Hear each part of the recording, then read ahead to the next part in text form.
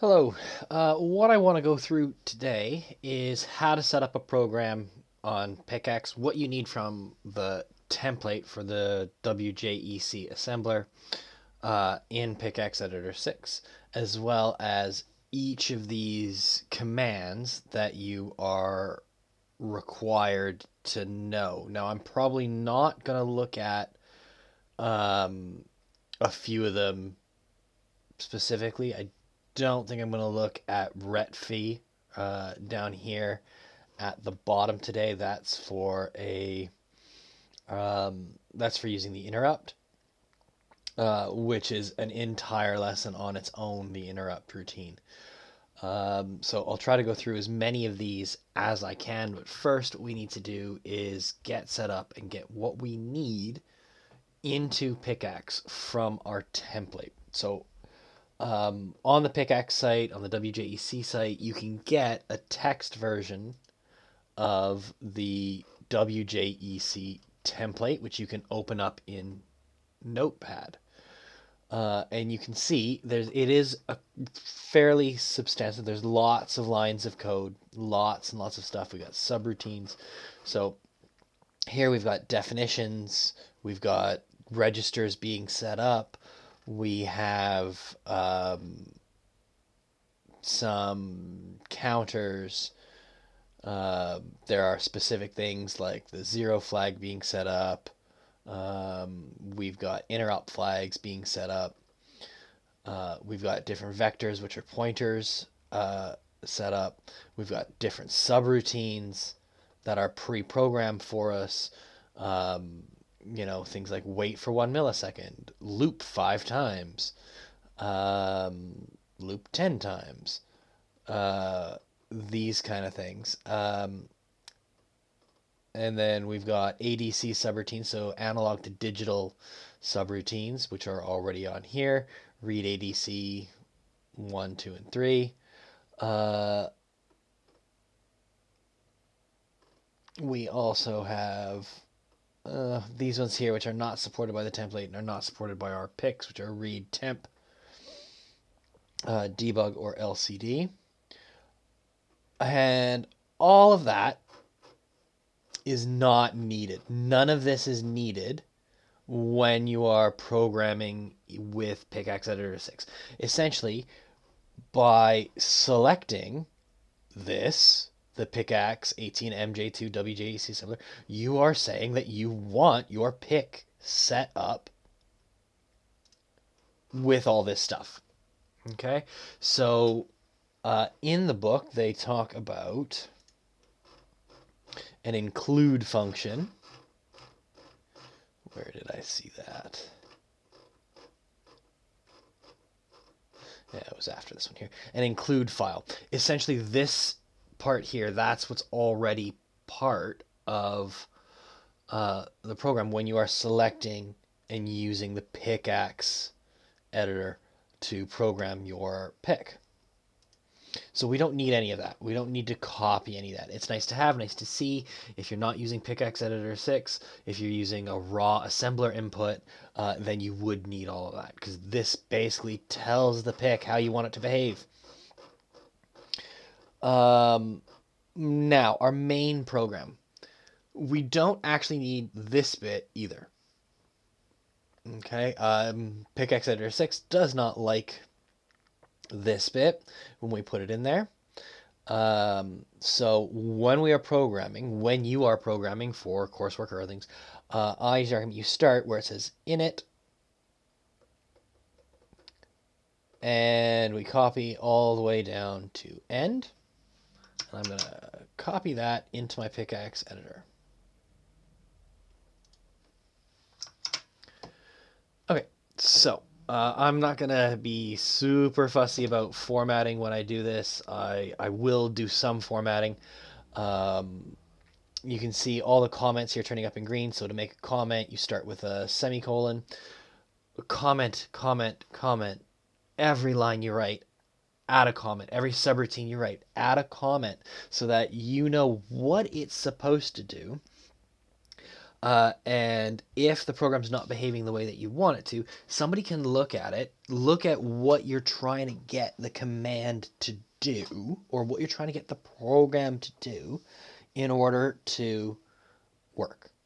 Okay, and if it's not working, then somebody who you're not in a room with and you can't speak to, they can then look at what your thinking is with the comments, and uh, they can then actually do something, provide some feedback. So we can see that in my main, I have no program right now. So I'm going to get rid of that. I don't need that. And like I said, the interrupt service routine is not something that I'm going to worry about today. So I'm actually going to get rid of that, but I'm going to leave end because otherwise my program won't end. So this is the absolute bare minimum what you need to actually get started. So let's take a look at our initialization and see what each command does. Okay, what each line of code is doing, why it's doing it, and we'll start going through some of the simple commands. And hopefully we can get some stuff done.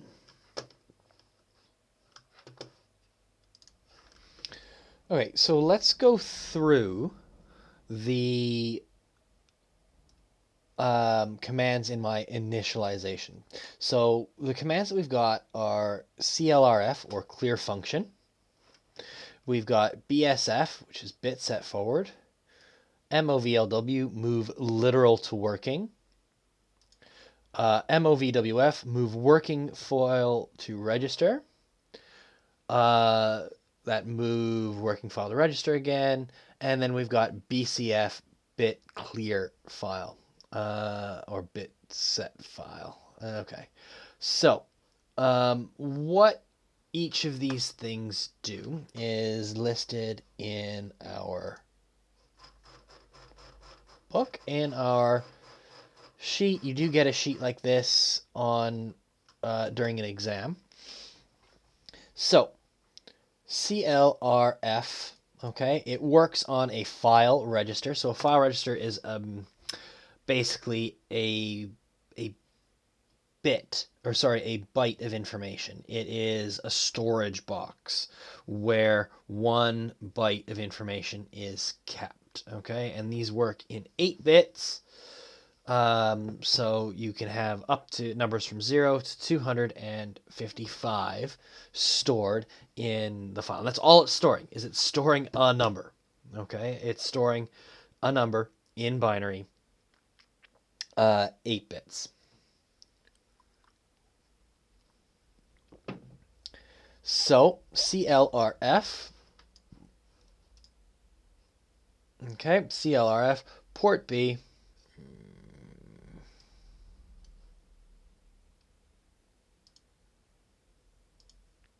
so CLRF port B means that we are clearing any value that might be in port B. Okay, so our variable port B, which is associated with these ports, port B, they are actual physical ports. The template would set it up, it's automatically set up as part of our using pickaxe editor. So it sets all of them to 0. Okay, so make sure they're all set to 0, because when you power on a pick, any port can be in any value state when it turns on. Now, this one here, BSF, what this will do is it will set one particular bit in a file register to 1. Okay, so it will take it and make it 1. If it's already 1, it will stay 1. If it's 0, it turns to 1. So here we're looking at our status port, which is all about configuration, and we are our file register, I shouldn't say port, our file register. And the bit that we are is the one that's labeled RP0. So this will let us select register page 1. So basically we divide our the memory in our PIC into two registry pages. One of them, registry page 1, has all of the configuration data. Okay, we don't want to accidentally change it while we're running our program, so we keep it, basically it's a separate page, turning a page in a book. You do all of your writing, all of your working out on page 0. Okay, what we but our configuration, what we like, how everything is set up, what everything means, is on page 1. So BSF, this here will make this 1, so we are actually going to select the register page. We do this so that we can tell our PIC what's an input and what's an output. Okay, so port B, if we want it to be if we want our A's to be inputs and our B's to be outputs, what we do is we need to make each bit a 1 or a 0. If this working file, tris A or tris B, these are the working files that configure our ports. So it's not saying whether the port is on or off, it's saying whether the port is an input or an output. So tris A controls port A, tris B controls port B. So we've got this command, move LW. Okay, it will move a number into our working registry. So the working registry is the little box that has the number we're working on right this second. Okay, it's not saved anywhere. It is the thing that we are working on. Okay, so what this command will do is it will move a number that we put here into the working registry. Okay, so in this case, what we're doing is we are setting the working registry to have the values 1 1 1 1 1 1 1. So you see there's 8 ones, and this B in the front represents that we want it to be in binary. Okay, so B, we've got an apostrophe to open, an apostrophe to close, and that's our value. So what this will do is it will make the working register 255, or every bit in the working registry will be a 1. We look down here, MOVW will move the working value to a specific file register that we decide. So here we're going to move what's in the working file, which is this value now, into this file, which is tris A. This will configure tris A to be to have a value of 1 1 1. So all of my port A's will be inputs. Now in reality, they won't, because A3 and A4 are not available to be used as anything but a serial out and a serial in. Okay, it's how it communicates with the computer when it's plugged into the USB, or when it's plugged into a serial in or output. Now, the working file has not actually changed. All they did was it was basically thinking Control-C, Control-V. They copied and pasted it into there.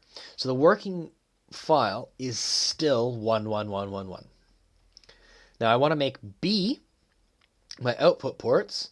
So what I'm going to do is I'm going to make my working file all zeros. That's what an output is. So now I move that working file into the tris B. And what I need to do now is I've configured my ports. I need to move back to where I'm actually going to do some work. So here I've got BCF. What this will do is it will change a specific bit in a file to 0. I want to get back to register page 0, so I have to change the bit on status RP0 to 0. So that's what this BCF will do. So we've looked at BCF, BSF, CLRF, and we've looked at the move ones. Okay, so what I haven't talked about is this 0 flag yet. And CLRF can reset the 0 flag. It's essentially just a bit somewhere that flags on when we've got the file is 0, and it flags off when it's not 0. Okay, so it does have some uses. I haven't really used it much myself, but it is something that, like, it's just a flag, like somebody waving a flag saying, hey, we're at 0. So what I want to do is now go through some of the commands, and maybe we can see them at work. So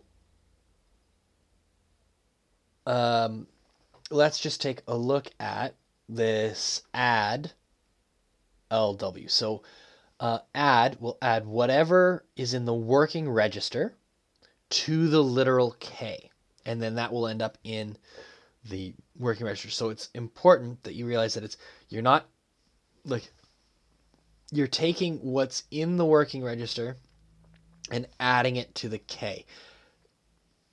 Order of operations doesn't really matter for this one, but it does matter for one of the later ones.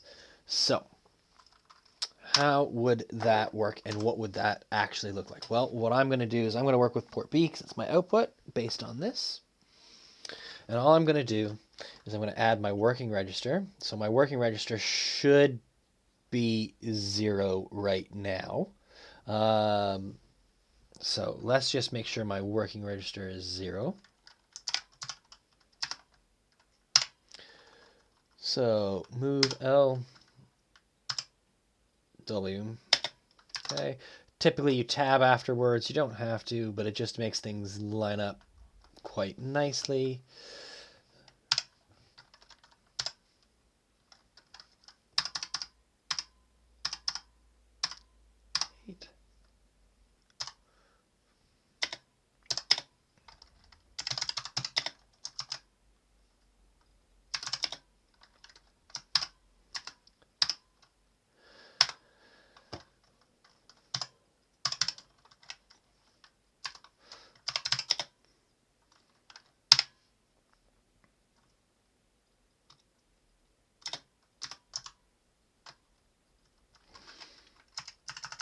Actually, I'm going to make it 1.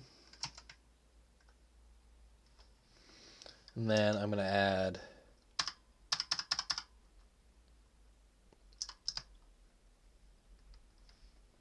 one to it.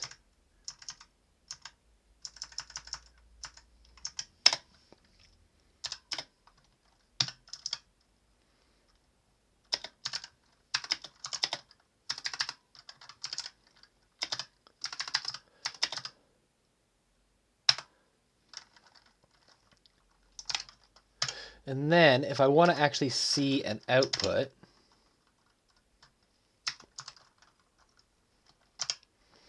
I'm going to have to move my working file to port B.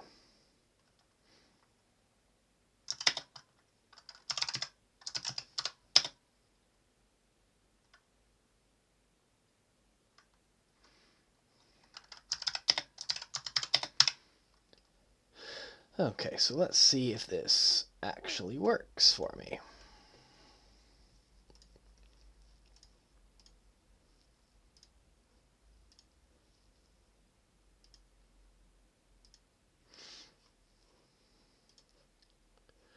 All right, it says everything works, so I can go to simulate. And if I run my simulation,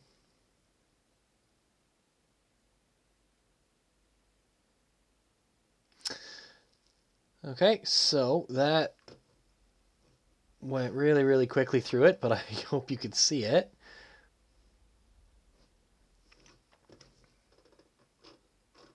Okay, and it ended my program.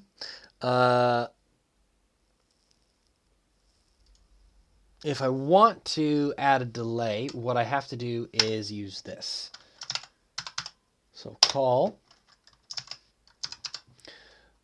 What call does is it calls a subroutine. So, and all the subroutines are listed with milliseconds. So if I want to wait 1 second, it's called wait 1000 milliseconds.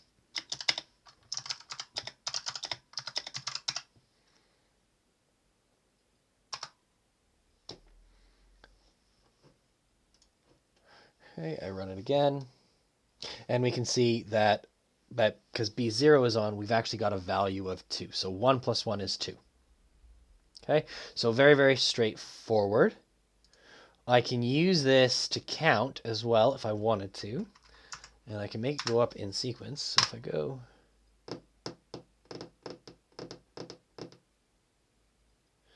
here,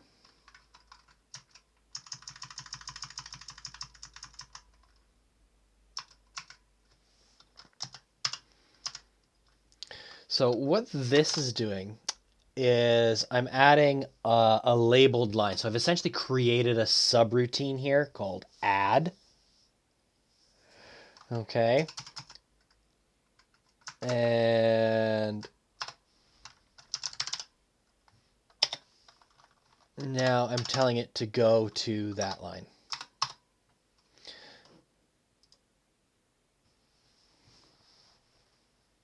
So 1, 2, 3, 4.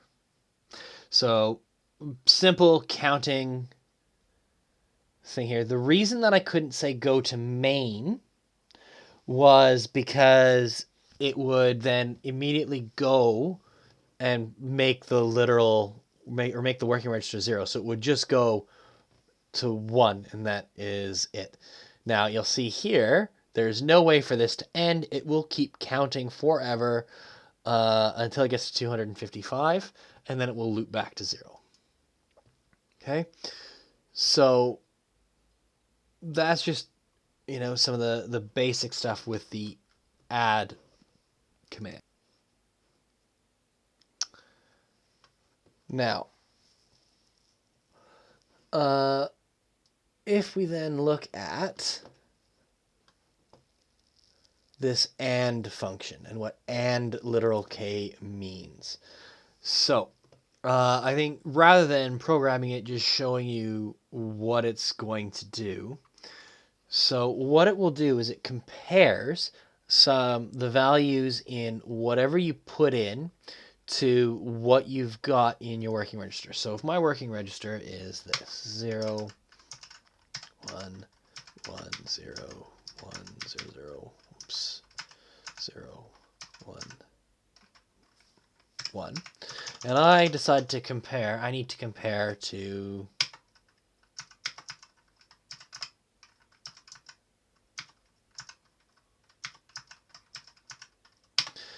okay, so what it will do is it will then compare the 2 bits. Okay, so bit 0, it's not the same, so that will be a 0. Bit 1 is the same, so that's a 1. This is both 0, so it's 0. This is 0, 1, 1, so it's a 0, 0, 1, 0, 0. So that's what the AND is going to do. So it's going to make that my working register. Okay, it's just that's how the AND command works. That's what you should expect it to do. Okay, and that is what it does. Okay, BCF, BSF. We have seen that, but we can easily write a little program so that you can see it in action. So let's stop that, go back home.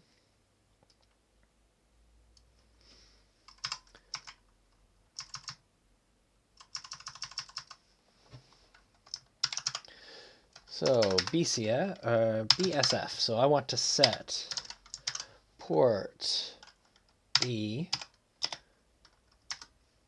bit 0.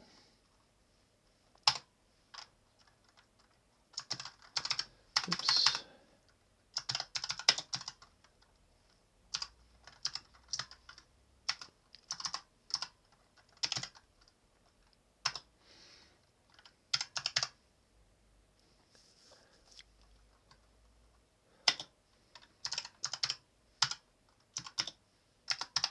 So if you want to turn one bit off and on, you would use this function. Okay, BSF or BCF. So it turns one bit off or on. And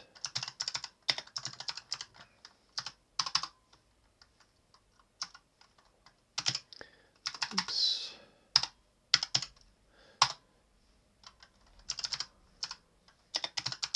Okay, so I put GoToMain in there because I want it to loop. And what this program should do is B0 should start flashing on and off.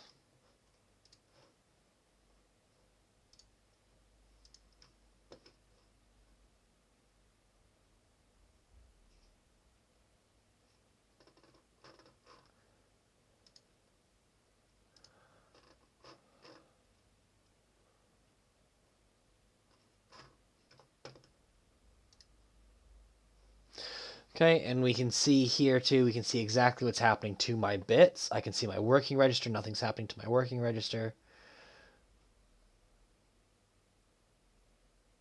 I can see what my inputs are and outputs.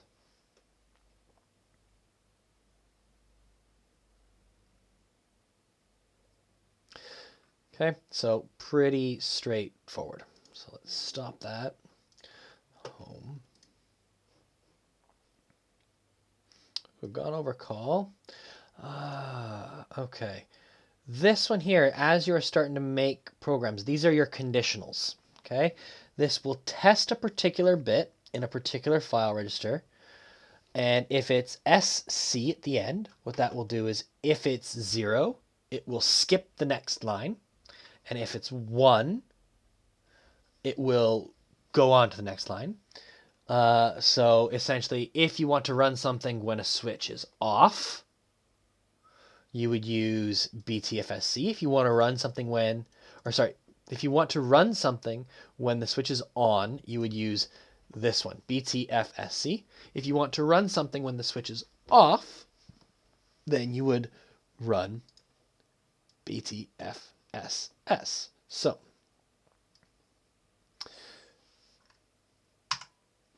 So I want to do something when my A0 is turned on. So bit test in a file register. If it is set, we skip. Okay. No, if it's clear, I want to do clear. It is skip.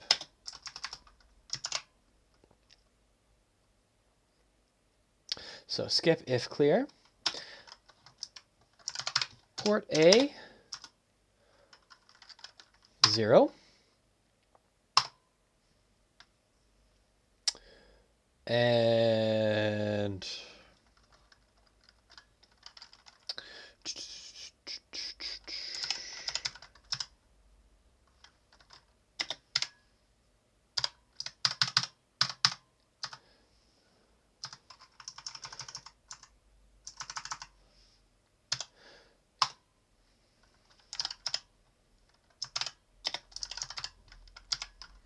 so what this will do is it will turn on everything in port B if A0 is on.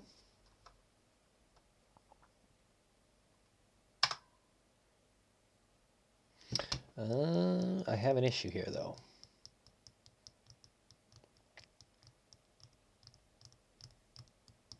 Let's make it simple. So otherwise I'm going to have to start putting in subroutines.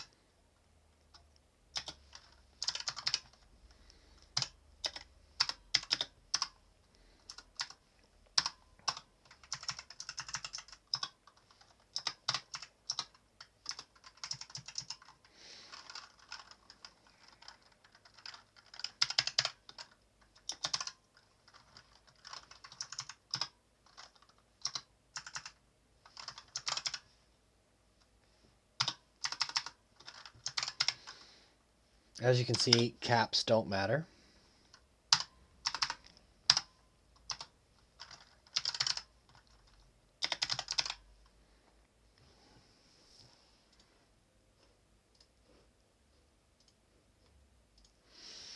Okay, so what this should do, okay, so you can see as it's running right now, because my port A is 0, if it's clear, it's skipping this, and it's running here, and it's set, so it's not, if it's not set, it's not skipping. Okay, so if I turn on port A, oh look, it turns on port B0. When I turn that off, it turns that one off. So that there, I've created a very simple sort of mimicking thing for this particular bit. Check to see if this switch is on. If it's on, turn it on, and if it's clear, and you can see it again. When this is set, it's skipping the next line. Okay. Now the reason I went backwards on it was because I was thinking about, oh, if I have switch A0 on, if I want to have all of port B on, that'd be great. But I can't, there's no simple command to do that. I actually have to do at least 2 commands in order to do that. I need to move my literal value. I'd have to move a literal value into the working folder, and then I have to move the working folder into the port. But then it would just skip it only skips one line. So the way I would get around that is I would actually write a subroutine that would then be called, and it would run the subroutine. I don't want to get into subroutines right now because I'm already at about half an hour for this video, and I don't want to spend too much more time on this one video. So about writing a subroutine. CLRF, we've done this. Complement file register, I don't want to look at right now.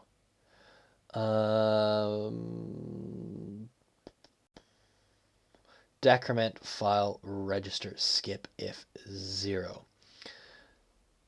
So just to show, that'll be the last one I think that I will decrement and increment I will show you, and then I will leave it at that. So what I'm going to do is I'm going to set, okay, so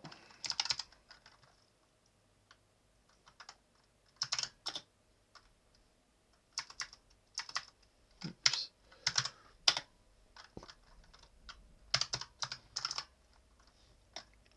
Okay, so I've saved myself a little bit of typing, and what I'm going to do is I'm going to make my literal 255. I'm going to move my working folder to port B.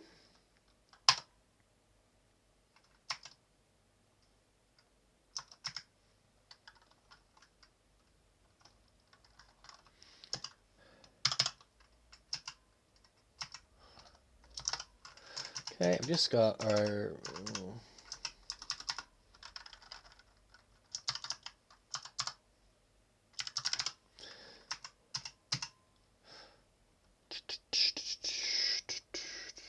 so then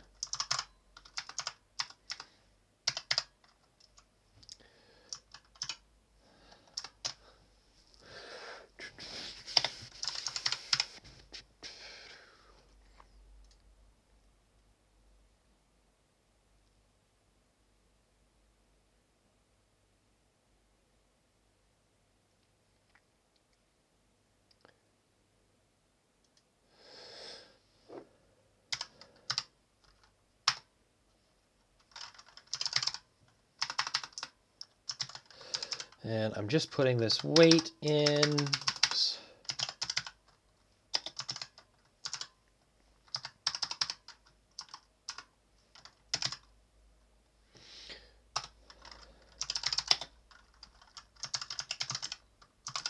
I'm just putting the wait in so that we can see the stuff happening.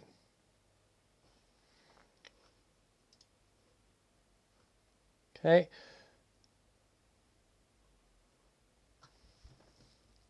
That's not doing at all what I expected to do. Oh, yeah, I know why. Okay. So,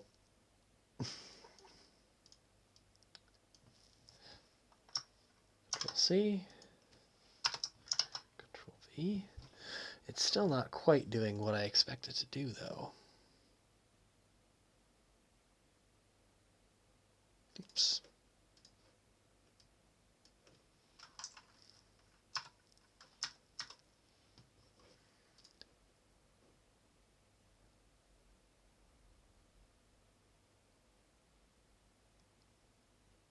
Oh, well, yeah, it is, because it's subtracting 1 each time. So you can see here that with this here, what it's doing is it's subtracting 1 from the file, which is port B.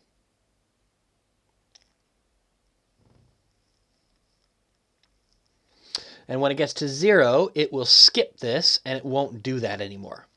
Because negative numbers don't really work. But we can see my port B decreasing by 1 every time it's running through. Now, I am curious, what if I go to... It did not like that. So it does need to be a 1 there. What if I do this?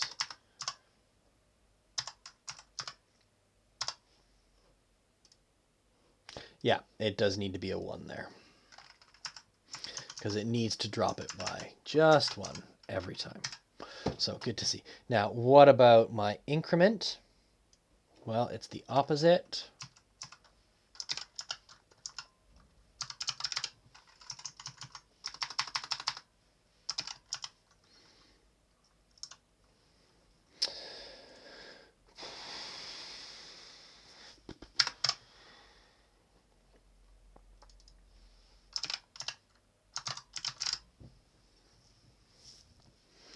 Okay, so this go to command, I hope you can see it just goes to the labeled line. Always, always, always have it be its own line that you're trying to go to.